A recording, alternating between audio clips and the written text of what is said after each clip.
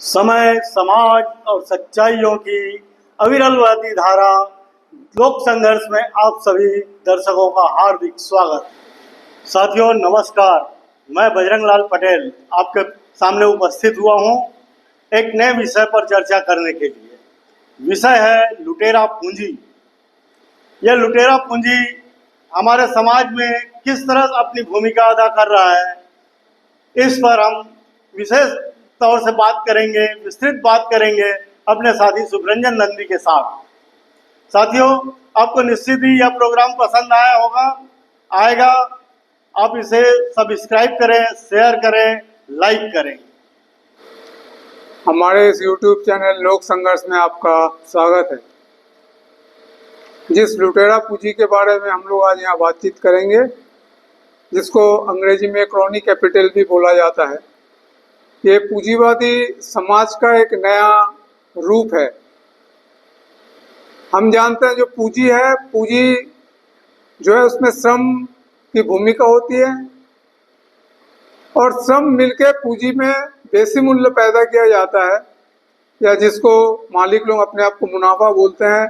आखिर वो मुनाफा है नहीं, वो मजदूरों का शोषण से बेसी मूल्य या सरप्लस वैल्यू पैदा होता है। और जो सरप्लस वैल्यू पैदा होता है वो सरप्लस वैल्यू फिर पूंजी बनता है और वो पूंजी बन के फिर नए उद्योग में उसमें निवेश किया जाता है, फिर नया रोजगार मिलता है। ये प्रोसेस प्रक्रिया है पूंजीवादी उत्पादन प्रणाली का। लेकिन ये जो क्रॉनिक कैपिटल है या ये जो लुटेरा पूंजी है, इसका रूप अलग है। ये सीधा किसी उत्पादन प्रणाली में निवेश नहीं होता है, और जब ये सीधा उत्पादन प्रणाली में निवेश नहीं होता है, ये लूटने का काम करता है। ये पूंजी किसको लूटता है? वो हमारे देश के जो राष्ट्रीय संपदा है उसको लूटते हैं, जो जनता के सेविंग्स है, बचत है, जनता के पैसा है, उसको लूटते हैं। और इस लूटने के लिए ये पूंजी ऐसे ताकतों के साथ हाथ मिलाता है जो ताकत एक दक्षिणपंथी राजनीति करता है, जो एक आतंक कायम, समाज के अंदर एक आतंक कायम करने के लिए उसके पास एक लुम्पेन लोगों का एक फौज हो, ऐसे लोगों के साथ वो हाथ गठजोड़ करता है, तालमेल करता है। और तालमेल करके वो जो लूट खसोट है हमारे देश के संपत्ति का या हमारे देश के संपदा का या हमारे जनता का जो संपदा का लूट खसोट करना है वो करता है। हम जानते हैं कि ये जो भ्रष्टाचार है, ये भ्रष्टाचार पूंजीवाद का एक अनिवार्य शर्त है। जहां जहां पूंजीवादी उत्पादन प्रणाली होगा वहां भ्रष्टाचार होना स्वाभाविक है, और स्वाभाविक कुछ नहीं है। लेकिन हम अगर शुरुआती दौर में देखेंगे कि जब भ्रष्टाचार होता था तो लोग उसको नापसंद करते थे, लोग उसको गलत नजर से देखते थे। जो भ्रष्ट अधिकारी होते थे या भ्रष्ट कर्मचारी होते थे या कोई भी भ्रष्ट नेता होते थे, उनको लोग गलत नजर से देखते थे। समाज में उनकी वो इज्जत, वो सम्मान नहीं होता था। लेकिन अभी अगर आप देखोगे, जो सबसे ज्यादा भ्रष्ट है उसका समाज में सबसे ज्यादा सम्मान है, सबसे ज्यादा इज्जत है। और जो जितना भ्रष्ट तरीके से अपना पैसा कमाएगा, समाज में उसका उतना ज्यादा भ्रष्टाचार है। तो इसीलिए ये जो लुटेरा पूंजी है, ये जो एक समाज में ये जो भ्रष्टाचारी लोगों के ये जो सम्मान, ये जो इज्जत, ये लुटेरा पूंजी का एक बहुत बड़ा भूमिका है।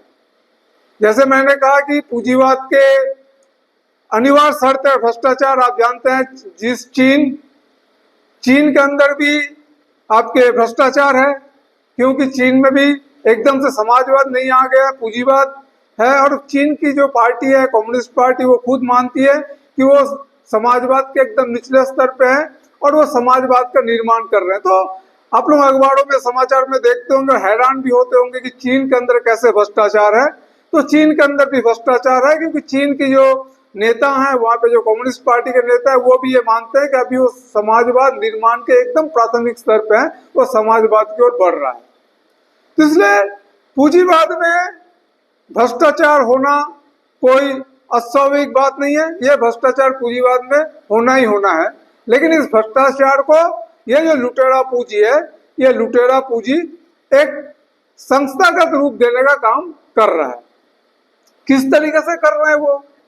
आप अगर देखोगे हमारे देश के अंदर जो न्यायपालिका है, जो कार्यपालिका है, जो विधायिका है, उस सभी जगह पे ये जो लुटेरा पूंजी है, ये लुटेरा पूंजी अपने मनपसंद लोगों को बैठाने का कोशिश करते हैं और वो अपने पक्ष में फैसला लेते हैं, अपने पक्ष में वो राय देते हैं, ताकि लोगों को ये ना लगे कि ये जो लुटेरा पूंजी है ये देश के संपदा को लूट रहे हैं, हमारे देश के जनता के सेविंग्स को लूट रहे हैं।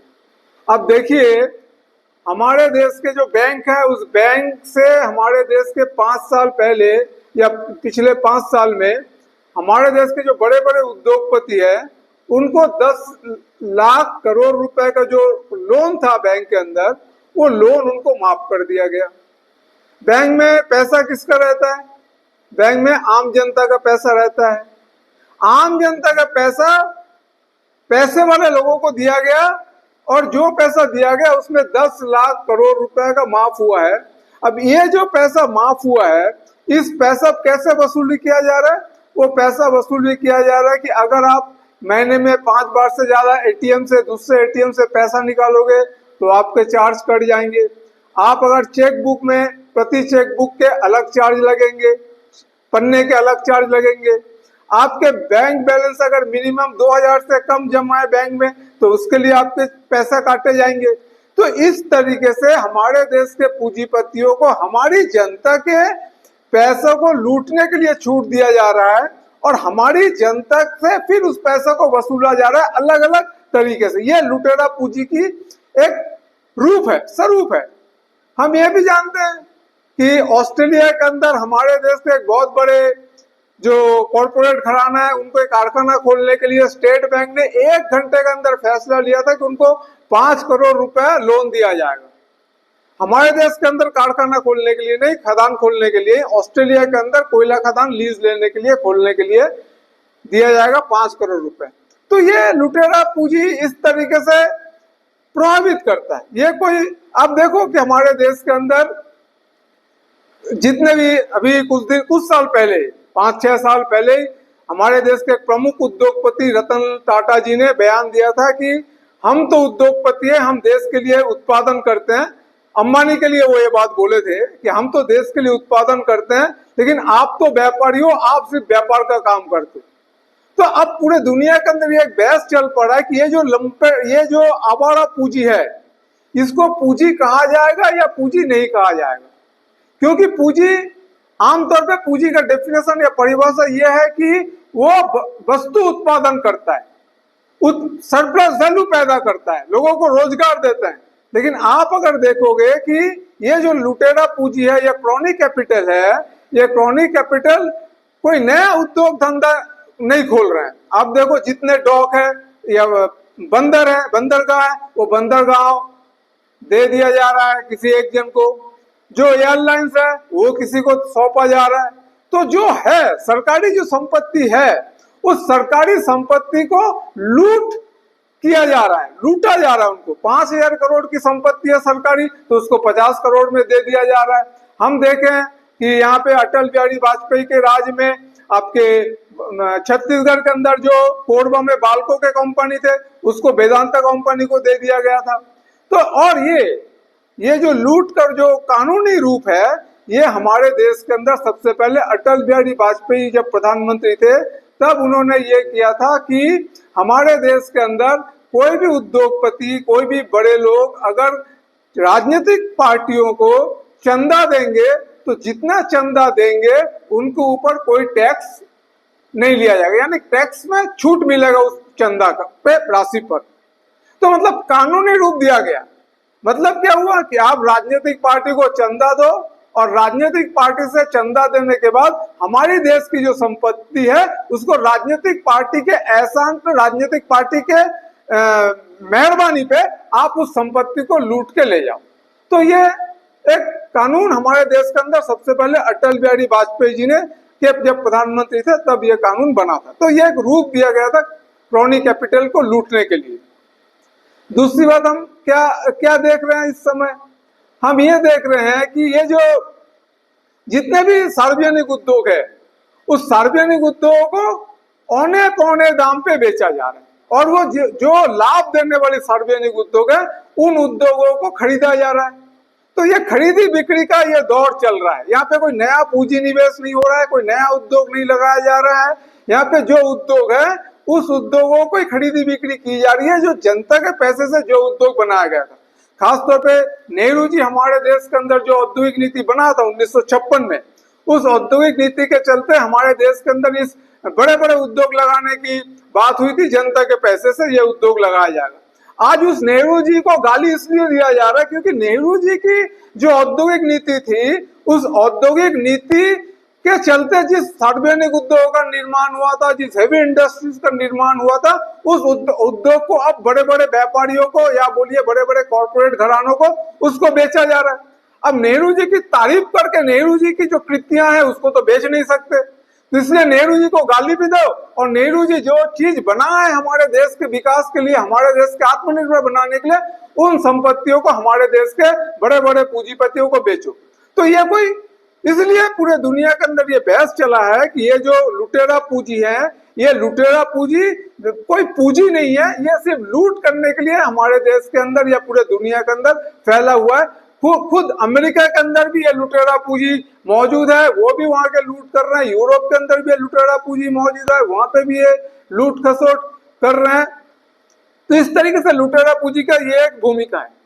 अब मुख्य बात यह है कि अगर कोई लुटेरा, जैसे मान लीजिए हमारे देश के अंदर कोई व्यक्ति अगर लूट लेगा संपत्ति को, कोई लूट के, अगर मान लीजिए हमारे देश के अंदर ऐसा कोई कानून नहीं है कि उस लुटेरे को हम बचा सके, तो फिर उस लुटेरे के ऊपर कानूनी कार्रवाई भी होगा।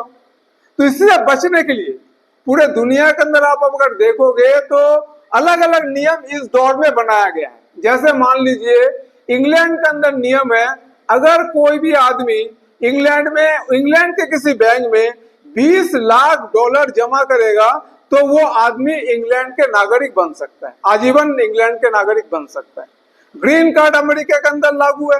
ग्रीन कार्ड के माध्यम से अमेरिका नागरिकता देता है जो मानव तस्करी करते हैं, जो महिला उत्पीड़न के काम करते हैं, और जितने स्मगलर हैं वो सब स्मगलर को अमेरिका ग्रीन कार्ड देते हैं और वहां के नागरिक बना लेते हैं। हमारे देश के अंदर आप देखो, जैसे मोदी जी 2014 के पहले बोल रहे थे, ना खाऊंगा ना खाने दूंगा, बहुत बड़ा नारा था मोदी जी का।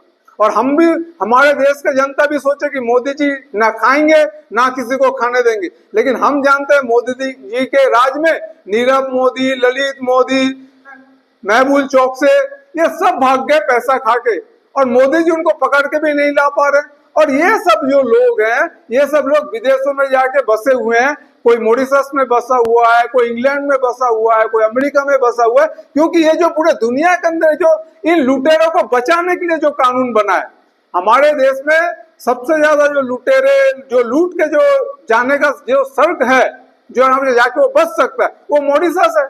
मॉरिशस में आप चले जाओ, कोई भी भारतीय जो है वहां पे जाके 5 लाख का संपत्ति डॉलर का संपत्ति अगर खरीद लेगा तो वो मॉरिशस का नागरिक बन जाएगा, और मॉरिशस के नागरिक बनने के बाद उसको 120 देशों के वीजा भी मिल जाएंगे घूमने के लिए। तो अमेरिका के कोई भी आदमी लूट के वो जा सकता है आपके दुबई में, वहां जाके वो रह सकता है, वहां पे कोई दिक्कत नहीं है। तो स्विट्जरलैंड हो गया, हांगकांग हो गया, आपके स्पेन हो गए, ये सब देश जो है, ये सब देश ये लुटेरे पूंजीपतियों को या लुटेरे जो पूंजी है उनके जो मालिक है उनको बचाने का वो एक सर्ग है, जहाँ पे जाके वो आराम से छिप सकता है, आराम से बच सकता है, उनके ऊपर कोई कार्रवाई कभी भी कोई कुछ नहीं बिगाड़ सकता। तो पूरे दुनिया के अंदर एक कानून बनाया गया कि ये जो लुटेरा पूंजी है, ताकि ये किसी भी देश से पैसा लूट के ये दूसरे देश में आसानी से चले जा सकते हैं, आसानी से जाके वहां पे वो रह सकते हैं, और वहां बैठ के वो फिर लूट खसोट के काम धंधा शुरू कर सकते हैं।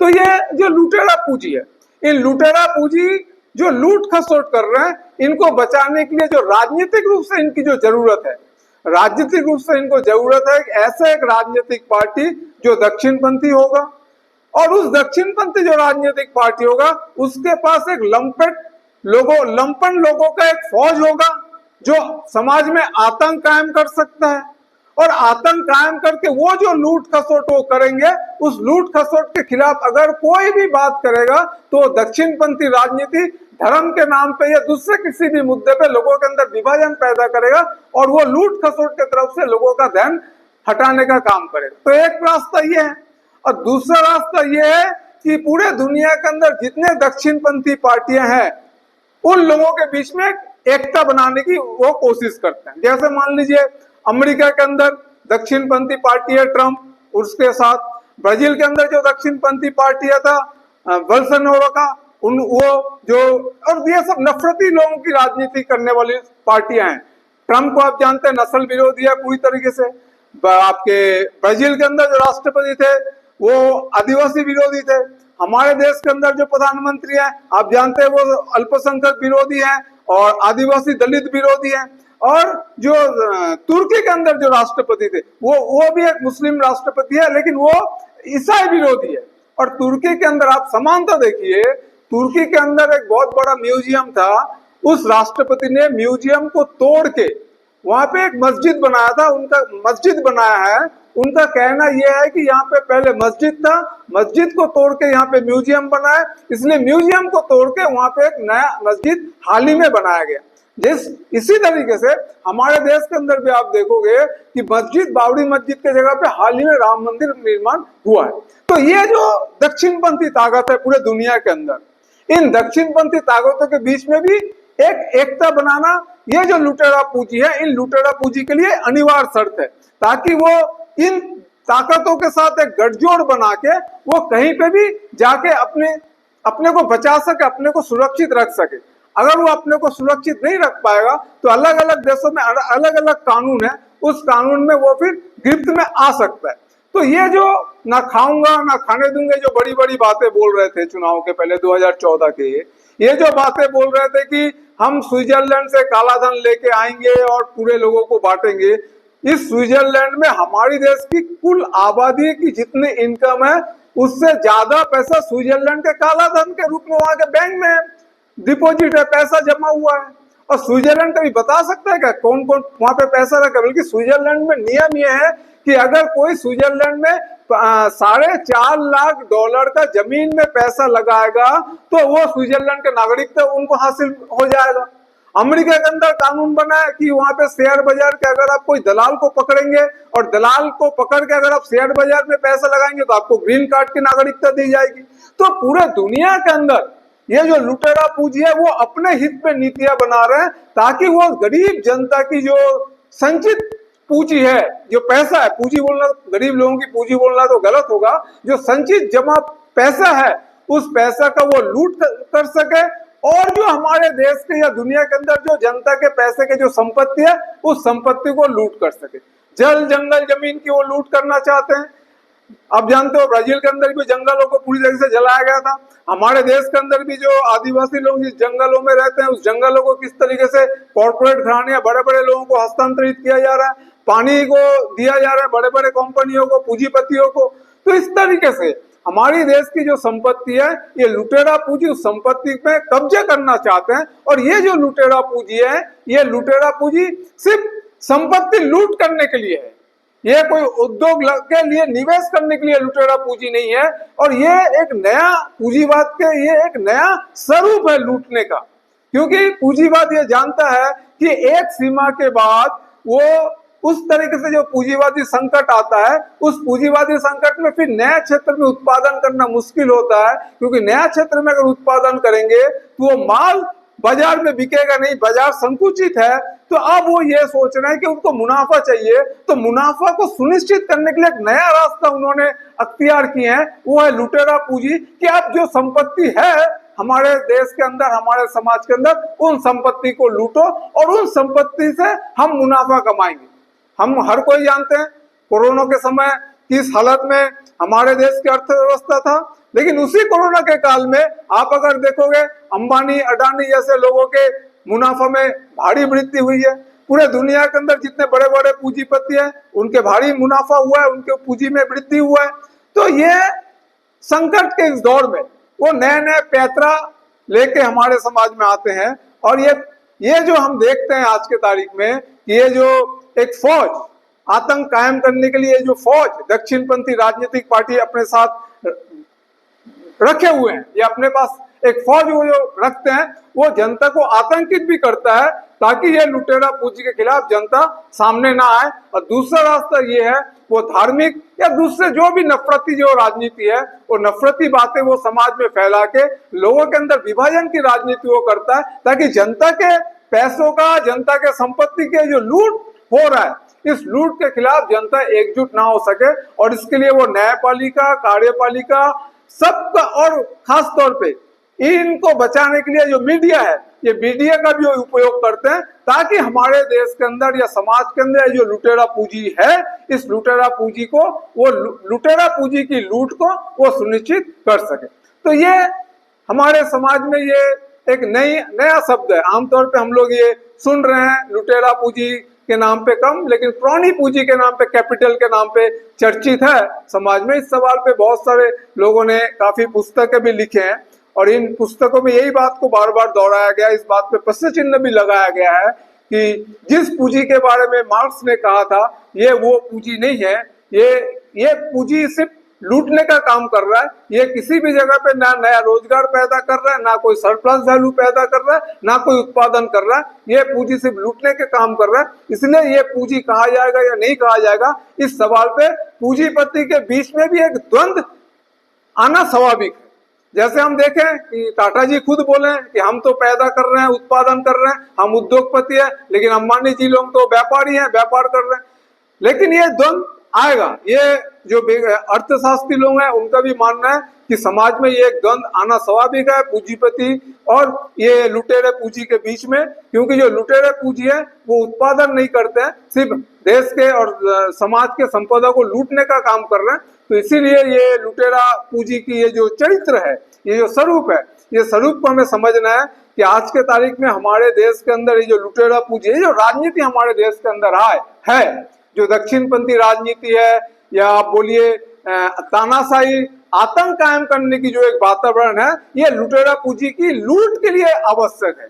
तो उसके वस्तुगत जो कारण है, वस्तुगत कारण यही है कि आज अगर आतंक राज कायम है समाज के अंदर, आज अगर डेमोक्रेसी को खत्म कर रहे हैं, या डेमोक्रेसी के ऊपर कुठाराघात कर रहे हैं, या विरोधियों के गला दबाया जा रहा है, तो ये लुटेरा पूंजी के लिए जरूरत है। क्योंकि उनको लूट के लिए आबाद मैदान चाहिए। ऐसा बिना किसी बाधा के, बिना किसी रुकावट के उनको संपत्ति लूट करना है। तो इसीलिए ये एक फौज वो खड़ा करता है, दक्षिणपंथी राजनीति आतंक का राज कायम करने के लिए। उनके पास वो लठेत होते हैं जो किसी भी समय पे हमला करते हैं, शारीरिक हमला भी कर सकते हैं, मानसिक हमला भी कर सकते हैं। तो ये जो राजनीतिक ये जो माहौल है हमारे समाज में, हमारे देश में, या दुनिया के दूसरे देशों में जहाँ पे भी दक्षिणपंथी ताकत शक्तिशाली है, मजबूत है, उसके पीछे यही कारण है कि पूरे दुनिया के अंदर आज ये लुटेरा पूंजी मजबूत हो रहा है। पूरे दुनिया के अंदर इस लुटेरा पूंजी को लूट की जरूरत है। इसलिए उनके लिए राजनीतिक माहौल पैदा करना आवश्यक है। और इसीलिए हमारे देश के अंदर ये जो आप बोल सकते हो कि जो कॉर्पोरेट घराना है, ये जो लुटेरा पूंजी है, इनका एक गठजोड़ कायम हुआ है समाज के अंदर अपनी लूट खसोट को कायम करने के लिए। और ये गठजोड़ हमारे देश के अंदर आप अगर देखोगे तो लुटेरा पूंजी है, दक्षिणपंथी ताकत है, जो समाज विरोधी लोग हैं उनका है, और जो दक्षिणपंथी राजनीतिक पार्टी के जो बड़े बड़े नेता है उनका ये एक गठजोड़ है। ये गठजोड़ पूरे समाज के अंदर इस लूट खसोट में सबसे अहम भूमिका वो निभा रहे हैं। और आम जनता के बीच में इस लुटेरा पूंजी की जो लूट है उसको बचाने के लिए, उसको सुरक्षित रखने के लिए तरह तरह के भ्रमित करने वाली जो बयान है, तरह तरह के भ्रमित करने वाली जो बातें हैं, उन बातों से लोगों को भ्रमित करने का काम वो कर रहे हैं। और इसीलिए वो धर्म के नाम पे मुसलमानों के खिलाफ, कभी कुछ और मुद्दे पे जो है लोगों को भटकाने का काम करते हैं, ताकि असली जो लड़ाई है लोगों का, जो असली जो मुद्दे हैं, उस मुद्दे पे लोग सोच ना सके, उस मुद्दे पे लोग चिंता ना कर सके, उस मुद्दे पे लोग एकजुट ना हो सके। ये एक उनका तरीका है। इस तरीका के कारण ही आज समाज के अंदर ये दक्षिणपंथी राजनीति इतना बड़ा, इतना ताकतवर बन के समाज में उभर के सामने आया है। क्योंकि ये लुटेरा पूंजी अगर हमारे देश के संपत्ति को लूट रहा है, तो इसके साथ साथ आपके पैसे को भी वो लूट के लेके जा रहा है। हम देख रहे हैं किस तरीके से बैंकों के पैसा का वो लूट दोहन हो रहा है। किस तरीके से नीरव मोदी सट्टा जुआ के आपके ललित मोदी सट्टा आईपीएल में घोटाला करके यहाँ से फरार हो गए, किस तरीके से विजय माल्या यहाँ के पैसा लेके फरार हो गए। तो ये सब आपके और जनता के पैसे हैं, और ये सब जनता के पैसा लेकर ये सब विदेशों में चले। हमने पहले ही बताया कि किस तरीके से कानून बनाया गया इन लुटेरों को बचाने के लिए। वो जाके मॉरिशस में रहेंगे, वो जाके इंग्लैंड में रहेंगे, वहां पे किसी भी एक बैंक में $20 लाख जमा कर देंगे तो वहां की नागरिकता उनको मिल जाएगी, उसके बाद उसको कोई कुछ नहीं कर सकता है। तो ये जो एक पूरे दुनिया के अंदर जो नेक्सस, ये जो एक गिरोह बोल सकता है, ये जो एक गिरोह काम कर रहा है इस लुटेरा पूंजी के पीछे, इस गिरोह को भी समझने की जरूरत है। और इसी के साथ साथ कि हमारे देश के अंदर जो लुटेरा पूंजी आज काम कर रहे हैं, ये लुटेरा पूंजी जिसको मैं पहले ही बताया कि ये कोई पूंजी नहीं है, ये सिर्फ लूटने का पूंजी है, लूटने का काम कर रहे हैं। तो इसलिए देश के संपत्ति को बचाने के लिए, आपके संपदा या आपके पैसा को भी बचाने के लिए ये जरूरी है कि इस लुटेरा पूंजी के चरित्रों को समझे। और ये जितने भी लफ्फाजी वाली बातें हैं कि ना खाऊंगा ना खाने दूंगा या काला धन लेके आऊंगा, ये सब लफ्फाजी वाली बातें हैं। स्विट्जरलैंड में ऐसा कोई नियम नहीं है स्विस बैंक के अंदर कि कोई भी स्विस बैंक, स्विट्जरलैंड की सरकार जो है हमारे देश के सरकार को लिस्ट थमा देगा किसका कितना पैसा जमा है, क्योंकि वो तो बैंक बना ही है काला धन जमा करने के लिए। जब काला धन जमा करने के लिए वो बैंक बना है, वो तो काला बाजारी या काला धन के जो काला धन रखे हैं उनके लिए तो स्वर्ग है स्विट्जरलैंड। वो कैसे वो स्विट्जरलैंड में रखेंगे, आपके हांगकांग में रखेंगे, ये सब काला धन रखने का सबसे बेहतरीन जगह है। तो इसीलिए जितने लोगों के पास काला धन है वो वहीं पे जाके अपने पैसों को छुपा के रखते हैं, इंग्लैंड में जाके रखते हैं, हांगकांग में जाके रखते हैं, आपके स्विट्जरलैंड में जाके रखते हैं, स्पेन में जाके रखते हैं। तो इसीलिए ये सब लफ्फाजी वाली बात है, लोगों को गुमराह करने वाली बात है, और लोग गुमराह होते हैं, इसीलिए वो ये काम को अंजाम दे पाते हैं। आप भी जानते हो, मैंने बताया कि जैसे अटल बिहारी वाजपेयी जी ने राजनीतिक पार्टियों को चंदा देने के लिए टैक्सों में छूट दिया था, और ये उसमें यही था कि लोग राजनीतिक पार्टी को चंदा देंगे और राजनीतिक पार्टी से वो लाभ ले लेंगे लूटने के लिए। और अटल बिहारी वाजपेयी जी के जमाने में बाल्को का कारखाना का हस्तान बेचा गया था।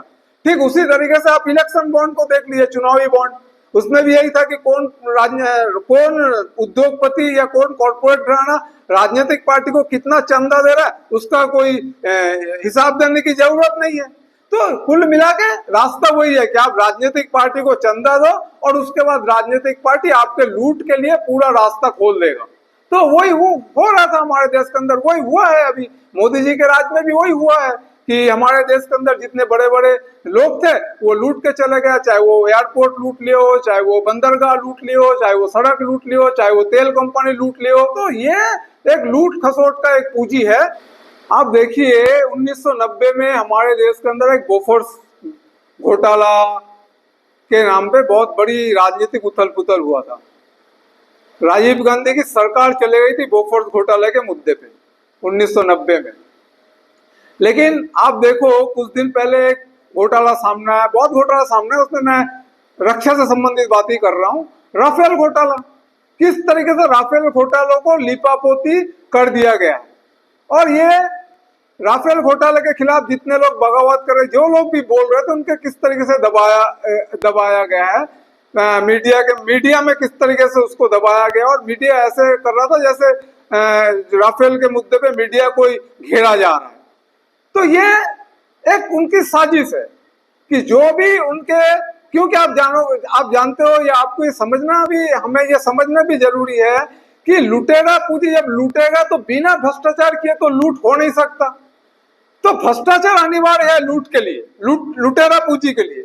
लुटेरा पूंजी बिना भ्रष्टाचार के लूट को अंजाम दे ही नहीं सकता।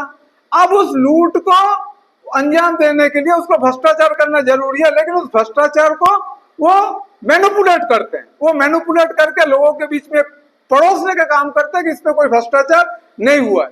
और इसके लिए उनको लफ्फाजी भी बहुत सारे करना पड़ता है। जैसे 2014 के पहले हमारे देश के अभी के जो प्रधानमंत्री, उन्होंने कहा था कि हर साल में 2 करोड़ लोगों को रोजगार देंगे। रोजगार कहां से देंगे इसका उन्होंने कुछ नहीं बताया। ठीक उसी तरीके से जैसे वो बोले थे अच्छे दिन आएंगे, काला धन वापस लाएंगे, काला धन कैसे वापस लाएंगे इसका कोई खुलासा नहीं हुआ, नहीं किया तो उन्होंने लेकिन कालाधन लाएंगे, और हमारे पूरे लोगों को यही लगा कि आप कालाधन वापस लाएंगे मोदी जी। अब लोगों को ये लगा कि 2 करोड़ लोगों को रोजगार देंगे। मोदी जी कहते हैं अच्छा दिन आएंगे, तो हाँ अच्छे दिन आएंगे, लेकिन सवाल ये था कि किसके अच्छे दिन आएंगे। ये नहीं कहा था ना मोदी जी कि गरीब लोगों के अच्छे दिन आएंगे, वो कहा था अच्छे दिन आएंगे, तो अच्छे दिन तो लाए वो। कॉर्पोरेट घराने का अच्छा दिन आया है, लुटेरा पूंजी का अच्छा दिन आया है। ऐसा नहीं है कि मोदी जी अच्छा दिन नहीं लाए अच्छा दिन, लेकिन लुटेरे लोगों के अच्छे दिन आए हैं, गरीब लोगों के अच्छे दिन नहीं आए। तो ये जो 2 करोड़ लोगों को रोजगार देने की बात कहा था मोदी जी ने, ये कैसे 2 करोड़ लोगों को रोजगार देंगे साल में, इसका भी उन्होंने विस्तार से कोई प्लान नहीं रखे। लोगों के बीच में सिर्फ हवा में बात की 2 करोड़ लोगों को रोजगार देंगे, और लोगों को लगा कि हाँ अब रोजगार मिलने ही वाला है। तो हम ये देख रहे हैं कि पिछले 10 साल 11 साल में कोई बहुत बड़ा रोजगार हमारे देश के अंदर पैदा नहीं हुआ है। रोजगार के नाम पे कौशल विकास के बात मोदी जी कर सकते हैं, मोदी की सरकार कर सकते हैं। रोजगार दिए ये दावा तो मोदी जी की खुद की सरकार भी आज के तारीख में नहीं कर पा रहे हैं। वो कौशल विकास के नाम ले रहे हैं, और कौशल विकास जो है वो रोजगार देना नहीं होता है, वो प्रशिक्षण देना होता है। तो रोजगार, नए नए कारखाना जब बनेंगे तब तो रोजगार होगा। जब आर्थिक संकट है हमारे देश के अंदर, सार्वजनिक उद्योगों में नई भर्ती पे पाबंदी लगा हुआ है, सरकारी विभागों में नई भर्ती पे पाबंदी लगा हुआ है, निजी उद्योग नया खुल नहीं रहा है, पूंजी निवेश हो नहीं रहा है, तो उद्योग नहीं खुलेगा, नए रोजगार के रास्ते नहीं खुलेंगे तो रोजगार भी नहीं बनेंगे। तो इसलिए देश के अंदर सबसे ज्यादा बेरोजगारी हम देख पा रहे हैं। तो इसीलिए ये जो हमारी देश की ये जो सरकार है, ये लुटेरा पूंजी को हिफाजत करने का काम कर रहे हैं। इस चीज को हमें समझना चाहिए, और आपको ये भी जानना चाहिए, ये भी समझने की जरूरत है कि ये जो दक्षिणपंथी राजनीति जिन लोग करते हैं, इनकी राजनीति, पूरी राजनीति लफ्फाजी के ऊपर टिका होता है। बिना लफ्फाजी के ये राजनीति कर ही नहीं सकते। आपको मालूम होगा जर्मन के अंदर जो हिटलर था, वो हिटलर ने भी अपने पार्टी के नाम के साथ समाजवाद शब्दों को जोड़ा था। समाजवाद के नाम पे हिटलर ने वहां पे फांसीवाद लेके आया था। जो मुसोलिनी था वो इटली के अंदर निगम राज कायम करने की नारा वो दिया था। तो ये लफ्फाजी के बिना लोगों को गुमराह करने के, लफ्फाजी उनका अनिवार्य वो एक विशेषता है ये दक्षिणपंथी राजनीतिक संगठनों का, पार्टियों का, कि वो लफ्फाजी के सहारे लोगों को गुमराह करते हैं, लफ्फाजी के सहारे वो लोगों को भ्रमित करते हैं, और अपनी राजनीतिक जो मकसद है, उनकी राजनीतिक मकसद ये है कि वो कॉर्पोरेट घराने के लिए, बड़े उद्योगपतियों के लिए, आपके अमेरिकी साम्राज्यवाद के लिए वो काम करेंगे।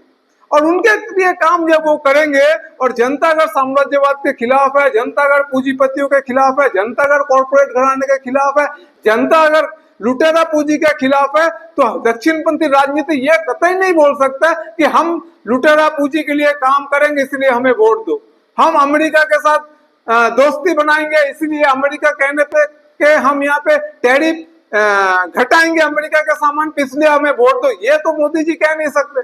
तो इसलिए उनको लफ्फाजी करना जरूरी है, और लफ्फाजी करके ही वो लोगों को बेवकूफ बनाएंगे, लोगों को गुमराह करेंगे, और वो चुनाव जीत के आने के बाद फिर वही रास्ता पे जाएंगे जो उनको करना था। तो ये जो दक्षिणपंथी राजनीति है, ये लफ्फाजी करता है, ये लफ्फाजी करके लोगों को गुमराह करता है, भ्रमित करने की एक कला उनके पास है। और ये सिर्फ हमारे देश के अंदर नहीं, दुनिया के अंदर सभी दक्षिणपंथी राजनीतिक पार्टी के अंदर ये कला हासिल है उन्हें, और ये कला के कारण ही वो दुनिया के अंदर ये राज कर पा रहे हैं, लोगों को, गरीब लोगों को बेवकूफ बना पा रहे हैं, गरीब लोगों को लूट पा रहे हैं। तो ये जो लफ्फाजी करने की ये जो राजनीति है, लफ्फाजी करने की ये जो कला उनके अंदर है, इसको भी हमें समझने की जरूरत है, ताकि ये जो लुटेरा पूंजी है, ये दक्षिणपंथी के सहारे इसलिए भी लेता है कि उनको मालूम है कि ये कला, लफ्फाजी करने का कला, लोगों को बेवकूफ बनाने का कला, शायद इस धरती पर दक्षिणपंथी के अलावा और किसी राजनीतिक पार्टी के पास इतना बेहतर नहीं हो सकता है। इसीलिए लुटेरा पूंजी दक्षिणपंथी राजनीतिक पार्टी को पसंद करते हैं, ताकि वो उनको और ज्यादा सुरक्षित कर सके, उनके मुनाफा को और ज्यादा बढ़ा सके, उनकी संपत्ति को और ज्यादा इजाफा करवा सके। इसीलिए वो इस लुटेरा पूंजी, इस दक्षिणपंथी राजनीतिक पार्टी को पसंद करते हैं, या दक्षिणपंथी राजनीतिक पार्टी के साथ अपना गठजोड़ बना के रखता है। ठीक है, बहुत बहुत धन्यवाद, शुक्रिया।